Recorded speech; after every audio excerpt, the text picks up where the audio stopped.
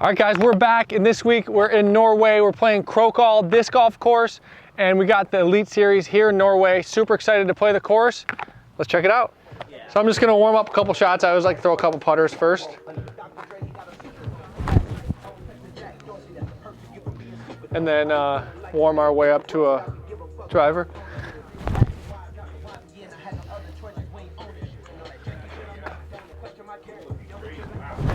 Yeah, it's tough. That's gonna roll all the way back down too. Yeah. It's like if you go left, it all goes OB left, but then you go right, it does that. Yeah. Almost wanna like go wide right and just skip into the hill. That's kind of the play.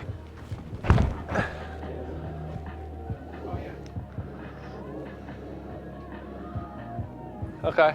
Yeah, it's putting, I guess. Yeah, I trust it a little more, but yeah, it's a tough hole either way. All right, so I couldn't talk too much over by the tee pad because they're playing music. I think they're testing out the speakers for hole one. People are gonna get tee off songs, so that's kind of cool. But I couldn't talk because the copyright stuff. But now that we're up by the green, I'll kind of show you what I was working with on the drives. You can see we got kind of a tabletop green, and we got this OB left and a big old slope on the right. So this hole is very hard to park because if you're hitting with hyzer, you're skipping OB left, and if you're right at all, you're gonna kind of just hit and roll down the hill like my first couple. So that's kind of the challenge with this hole. I threw a forehand, which I liked. It's stuck onto the hill instead of rolling.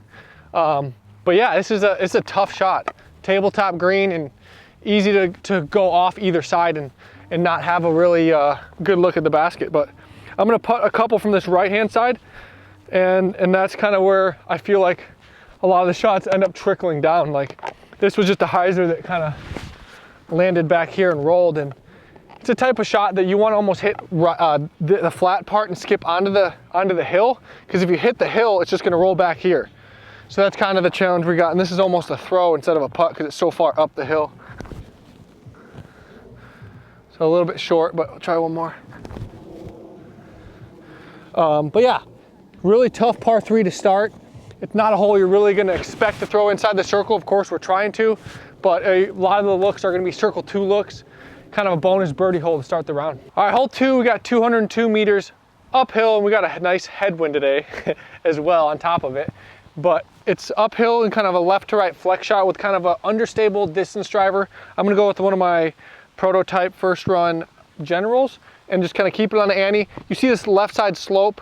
You kind of want to keep it on the right hand side, which is tricky because the OB does run on the right. So you want to keep it on the right, but the OB's over there.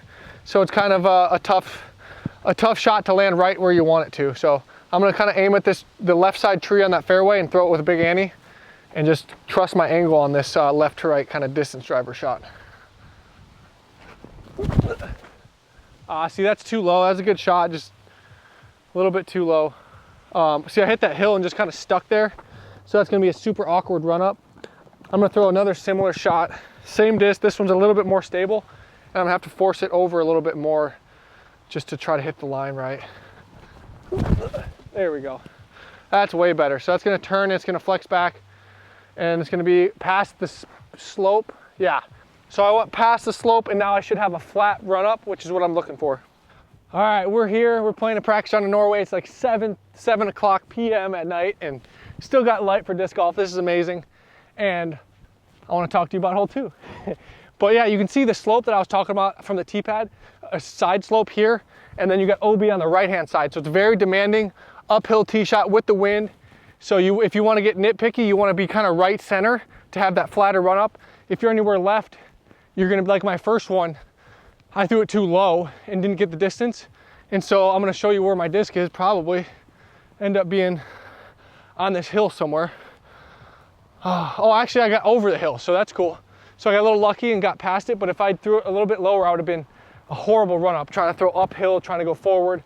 A lot of tough things about that. So we're gonna throw for my second one up there. That's where I feel like I can land consistently. So as you see, this is my drive. I got past the bad side slope over there, and it brought me to this sweet spot. Even if I don't throw it perfect and I'm 20, 30 feet short, I'm still in a landing zone where I feel comfortable. So I don't have to throw it necessarily as good as possible to be in the perfect spot. So anyways, we got uphill. We're gonna have nose up. We're gonna throw a dagger, And obviously the wind's gonna get under it because I'm throwing straight nose up, so it's gonna come in nice and soft. We have a right to left sloped green. Just this right side bush, I'm just trying to throw it about 5 feet left of it with a little bit of straight turn on it to get it to fit the shot. So that's gonna be a little bit left. So that's gonna be good, but it's gonna hit the hill and kind of trickle back off left. So that one wasn't necessarily ideal, and I'll show you when we get up there the slope of this green. If you miss it left, like I did just a tiny bit, it's gonna hit and skip to like 30, 40 feet. So this one, throw the same shot, a little bit flip your disc, and I wanna almost hit right side of the basket here. There we go. So that's way better, right at it, right at the better line, and it's gonna hit softer and not really skip down the hill as much. So let's go check it out. All right, so as you see, I thought this orange one hyzered out a little bit more, and if I would have got taken way far down there, but as you can see, a pretty big slope, only like a 5 foot difference. I thought it was gonna be a lot more of a difference between the two shots. So that'll give us a birdie look here. But yeah, kept it nice and flat, so that way I didn't skip left down the hill, and that gave us the bird. All right, hole 3, par 3, 95 meters. That equates to about 310, 20 feet, right in that range. And we got a gauntlet dead straight. One of the harder par 3s out here. So demanding. You either hit the gap or die. And I'm hoping to hit the gap and get a birdie putt. And what you see is what you get here. We got the downslope left. So you kind of want to favor the right-hand side because everything's going to kind of kick and filter back left. Basically just hit the gap with whatever disc you feel like most comfortable with. Putter, mid-range, whatever it is. And get yourself as far down there as you can before hitting a tree. Hopefully you don't hit a tree. All right, so yeah, this is definitely a daunting shot. You know, you want a lot of trees. If you hit something, it's bogey or potentially worse if you hit something early. So I'm just gonna try to get some confidence, get some feel with how the shot feels to just hit the gap. So I got a compass in my hand and I'm just trying to throw it nice and straight. And I'm not necessarily even really trying to park it, to be honest, but that was a solid shot. It's uphill, as you can see.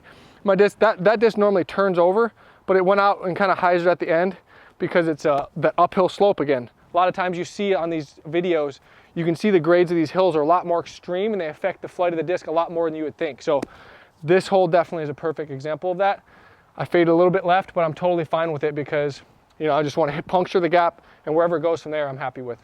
The last time it was pretty disheartening to hit one of those because it didn't sound like a tree hit. It was a very distinct clunk, and then that was it. But yeah, these trees are obviously in play as well, but if you hit these, you can kind of still at least get a par versus if you hit early, one of those first guardians couple trees, you're not getting a par, you're probably getting a bogey. Looks like I got super lucky. Not lucky, but I didn't skip down left. So as I was talking about, you can see how everything wants to feed back left down the hill, and I just parked it. I must have hit the wood and kind of kicked back, but a very ideal drive, and at least I got some sort of feel for the tournament round whenever it comes around. I didn't wait. A lot of people are like, oh, I wasted my drive during practice. No, there's no wasting your drive. You're gaining feel, so that's a good thing. You gained confidence. You knew exactly that muscle memory you need to hit whenever the tournament comes around, and that's what we did.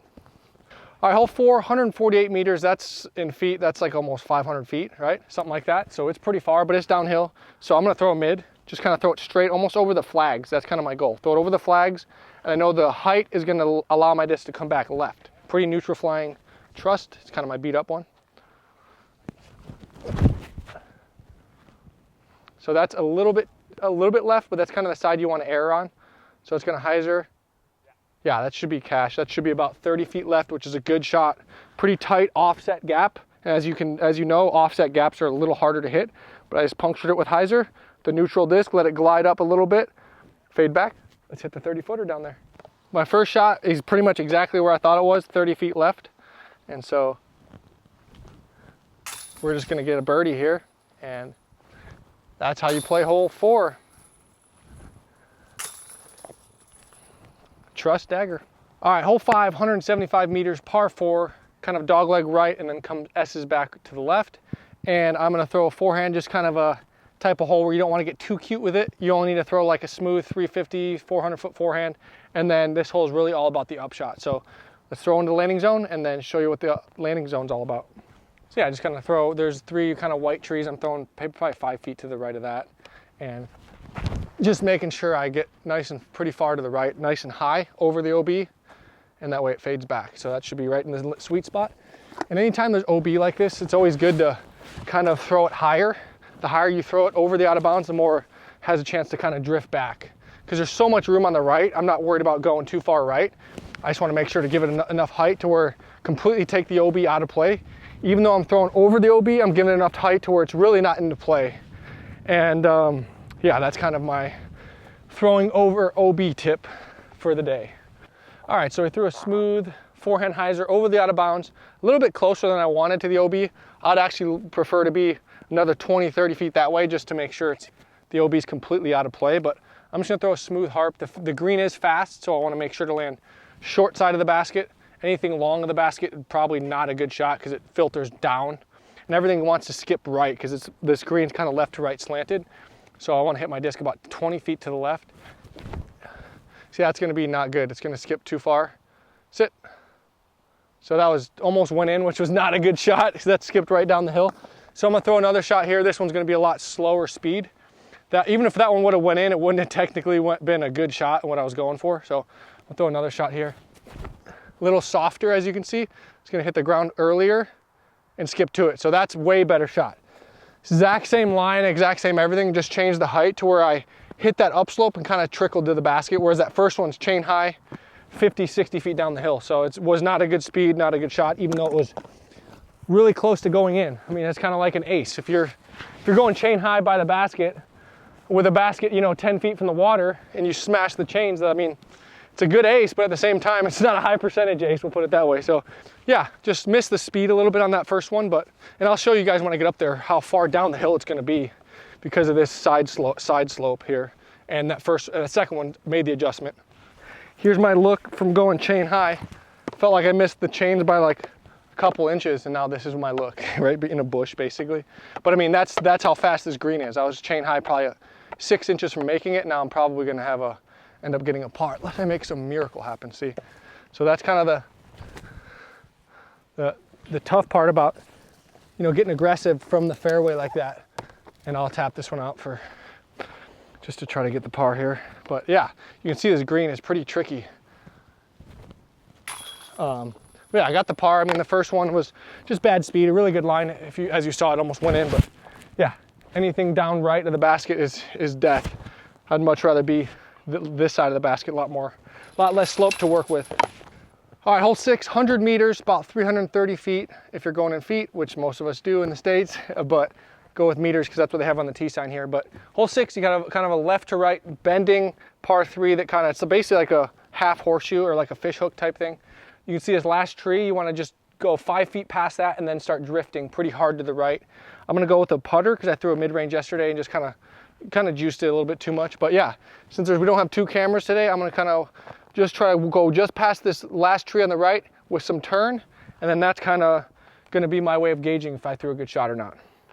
Yeah, a shot like this, we're going downhill, and normally when you're shooting downhill like this, you don't want to throw high, but since I have to go so far back, like the basket's almost over there, so I want to throw it high so that way my disc has time to turn. If I throw it low, it's not gonna have that time to kind of turn and glide around the corner. So see if I can throw a high kind of gliding Annie around the corner. That looks pretty much exactly what I want. Yeah, so that's a little short than I want, but the line was great, and I think that, this hole is kind of a drop off behind the basket, so I'd rather be 20, 30 feet short than 50 to 60 feet long. All right, so we kind of threw the shot a little bit low, and then we also have a crosswind. So anytime you're showing a severe angle with your disc on a crosswind, it's just gonna get smashed. So as you can see, my line was great, and then as soon as it got around the corner with this severe angle, it just got smashed to the ground. So next time I play the hole, just kind of be cautious of the wind, because that's gonna affect your line and your distance control, as you saw here. So we got a death putt I wouldn't normally run, but we're having fun, so. So that might be all the way down the cliff. So tough green, as you can see, it's perched up on a rock and it's got a huge drop off right behind it. What's up, bud? What's up, man? Dude, you too. Good to see you, man. Yeah. Heck yeah. How's everything been going? Good. Good. Yeah. All right, so this is kind of the name of the game out here, super sloped greens. I don't think there's a single flat green on this whole course, which really makes you Like you would think it would put a premium on putting, but it actually puts a premium on driving.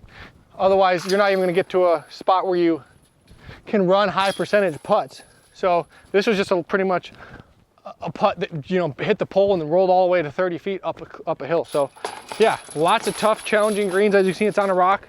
You go 2 feet past the basket, your disc can go 100 feet long. So that's why sweet spot's kind of 20, 30 feet short and take the putt from there.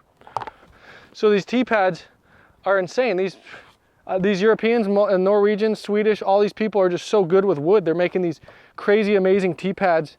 I mean, this had to take so many hours worth of work and so much skills with your hands. So that's very impressive.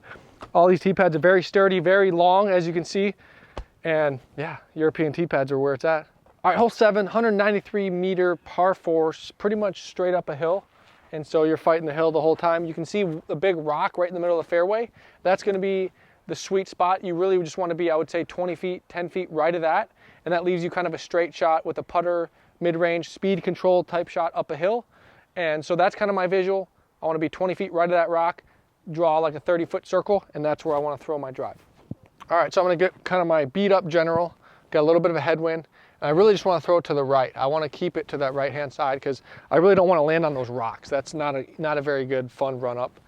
And so that's what I'm thinking about. Just nice, controlled, smooth general. That's pretty much exactly where I want to go. Like I said, about 20 feet right of that. That's pretty much, I couldn't have dropped it in a better spot. That's, like I said, 20-foot circle right of the rock. And then I'll show you the upshot from there. Yeah, so I mean, this is kind of the, even if I go a little bit too far right, it's still, there's trees right here, but there's so much open space on the left that I wouldn't even be mad if I went another 20 feet to the right. I can just throw like a smooth Annie to the basket. But here I can pretty much just throw a standstill forehand harp. There's a little bit of a, kind of like a catcher's mitt on the right-hand side. That's why I'm going with the forehand, because that way if I err on the right side, it kind of hits and sticks into the hill versus left side. If you hyzer out, it's gonna be kind of down the hill. So a little bit more room for error with this forehand. And it's gonna be a feel shot, definitely. We got a little headwind. So that's pretty much gonna hit, skip right to it. I love the speed on that. So if I'm guessing, that's gonna be 10, 15 feet short of the basket or right on pin high. I just kept it nice and soft, nice and smooth on the left-hand side. And if I did fade too much right, I'm still gonna be putting inside the circle with a high percentage. So that's why I go with the forehand instead of the backhand on a shot like this. As we're walking up to the green, you can see this right-hand side. You can see the left side over here, huge drop off, and that's why I go with the forehand, so that way it's fading away from that.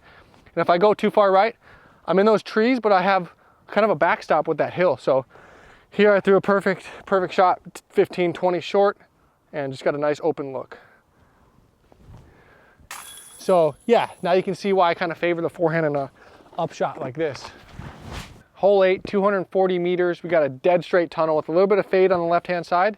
That's what you kind of want to do. You got a couple guardian trees on the right side fairway. You want to kind of aim at those and fade off of them. And this is a really demanding tee shot and second shot. So it really starts with throwing a good shot here. Just kind of want to hit that hill and just kind of skip straight if I can. So yeah, that's pretty much going to be nice flat run up. You don't want to be any shorter than that because there's a little bit upslope. But I'd like to use that upslope to keep my disc going straight. Even if it's on hyzer, it's going to hit that hill and go straight like it just did. So I'm using the upslope to keep the angle straight and keep me in the middle. So we're walking up this hill, and as you can see, it's a pretty decent upslope here.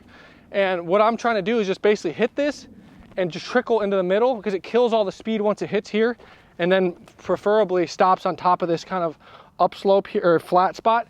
And then that, you know, that is a good spot to land to throw kind of this second shot, which is very tough and demanding. But yeah, really use that upslope to your advantage to kill the speed and stop it in the good area. This hole is very tough. I mean, if you don't throw a good shot, you can count out birdie, and par's very hard. So you have to throw a good first shot and a good second shot and hit a good putt because it's really hard to park this hole. So it's probably one of the hardest to birdie, I would say. And it's just demanding. As you can see, if you miss the shot, there's no scrambling. It's just solid trees on both sides of the fairway. So it's not like you can squeak a shot here or there. No, it's just pitch out to the middle and then try to throw a miracle up and down. So yeah, great hole, tough. All right, so on the second shot here, you can see the flags down there in the distance. That's kind of the aiming point. Those flags are probably about, I would say, 20 feet past the entrance into the green. So that's kind of what I'm gonna be using. I wanna almost just feel like I'm gonna hit that last flag on the left-hand side And if I start hyzering at that point, it's gonna be great. I'm gonna throw it the felon here because I wanna throw it turn, and I want it to flex almost 350 to 400 down there. That might be a little bit early on the flex because it hit that limb. But that's gonna be an easy par. I'm gonna throw one more.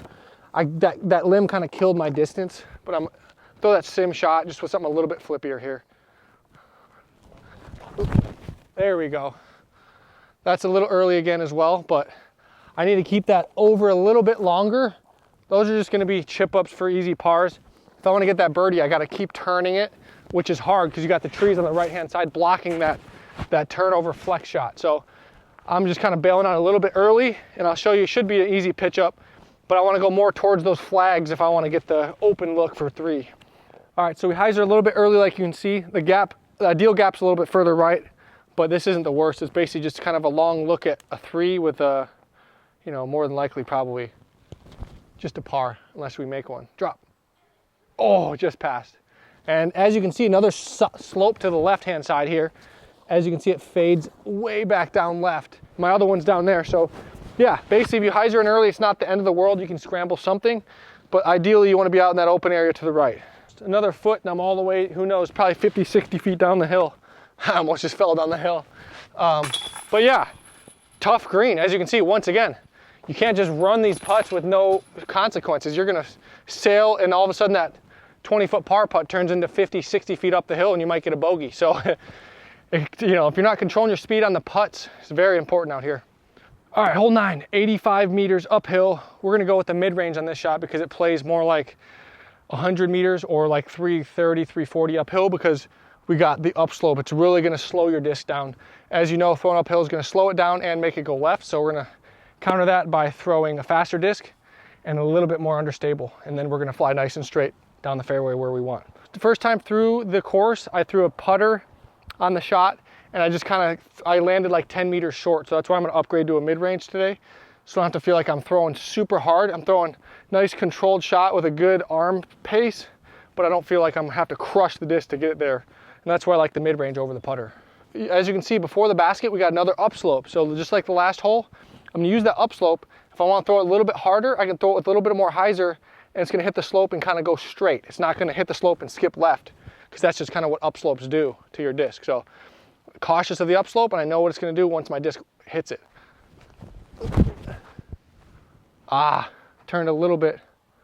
Dang it, I like to release just a little bit right-hand side. I'm gonna try one more here. I like the speed, I like the height and everything, just pulled it a little bit to the right. Let's try again here. There we go. That's gonna hit the hill and just kind of counter skip to the right, just like that. So as you saw, that's a little bit short still. It looks like it's parked, but it's still 8 meters, 10 meters short. I didn't get that penetrating push. But I still would take that nice line, good speed, and just got killed by the hill, but I knew that was gonna happen. All right, so this is 85 meters, and I felt like I threw the shot like 340, 50 feet. And like I said, I'm still 8 or 10 meters short like I figured. Just kind of hit this upslope and stopped, but not the worst shot ever, that's for sure. Kind of get the... I like to putt multiple times just on elevated baskets just to kind of feel the height. You know, this is a pretty common spot to land. If I'm gonna hit this hill and stop, you know, I could be 7, 6, 8 meters right in that range, gonna be, you know, a good chunk of where I'm gonna land my shot. So getting a feel for that putt is gonna get that muscle memory going for me into the tournament. All right, guys, that was the front 9 out here at Crow Call. Had some amazing holes. I think the most picturesque holes are here to come, if you can imagine that. Hole back 9 is the next video. Check it out.